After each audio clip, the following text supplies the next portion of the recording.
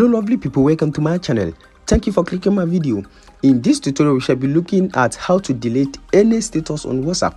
Yes, this time we shall be looking at how you can easily delete your WhatsApp status. So I will need you to pay attention and follow me step by step.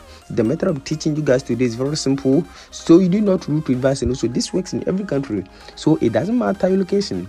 Now before we start, if today happens to be your first time on this channel, just subscribe and also turn on the notification icon and be part of this wonderful family, so that anytime I upload a new video you might be the first person to watch it.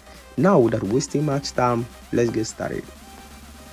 Now in the first place, all you need to do is to just open your WhatsApp. Now just click on your status.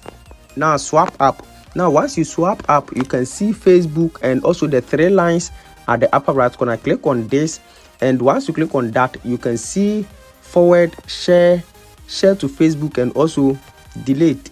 So you can just click on delete in order to delete your WhatsApp status. So with this, you can easily delete your WhatsApp status after the new update on WhatsApp. I hope this video is very helpful. Thanks for watching. Don't forget to subscribe and also turn on the notification button so that anytime I upload a new video